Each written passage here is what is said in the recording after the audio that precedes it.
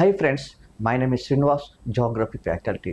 ఈరోజు మనం కర్కట రేఖ భారతదేశంలో ఎట్లా పోవచ్చున్నది అనే అంశం గురించి తెలుసుకుందాం.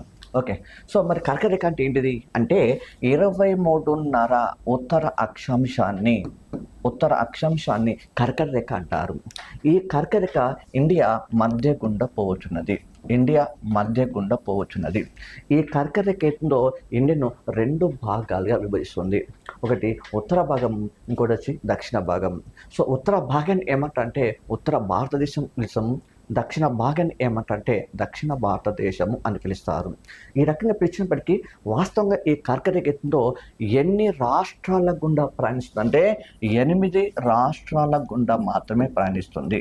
సో ఏంటి 8 రాష్ట్రాలు అంటే, ఒకటి వచ్చేసి గుజరాత్ చెప్తాము, ఇంకోటి వచ్చేసి రాజస్థాన్ చెప్తాము, సో ఇంకోటి వచ్చేసి తీసుకుంటూ పోతే మధ్యప్రదేశ్ రాష్ట్రం చెప్తాము, ఇంకోటి వచ్చేసి అవుతుందో ఛత్తీస్గఢ్ రాష్ట్రం చెప్తాము, ఇంకోటి వచ్చేసి అవుతుందో జార్ఖండ్ చెప్తాము, సో ఇంకోటి వచ్చేసి అవుతుందో వెస్ట్ బెంగాల్ చెప్తాము, సో ఇంకోటి వచ్చేసి అవుతుందో త్రిపుర రాష్ట్రం చెప్తాము, సో ఇంకోటి వచ్చేసి అవుతుందో మిజోరం రాష్ట్రం చెప్తాము. ఈ రకంగా మొత్తం ఎన్ని స్టేట్ల గుండా ప్రయాణిస్తుందంటే 8 స్టేట్ల గుండా మాత్రమే ప్రయాణిస్తుంది.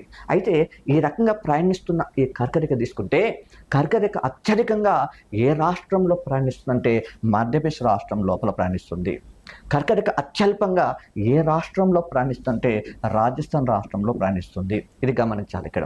ఇది కాకుండా ఈ కర్కట రేఖ అవుతుందో 2 ఈశాన్య రాష్ట్రాల గుండా మాత్రమే ప్రయాణిస్తుంది. ఒకటి వచ్చేసి త్రిపుర, ఇంకోటి వచ్చేసి మిజోరం. ఈ 2 అనేది నార్త్ స్టేట్స్ అని చెప్తాము. వీటి గుండా మాత్రమే ప్రయాణిస్తుంది. Okay, thank you.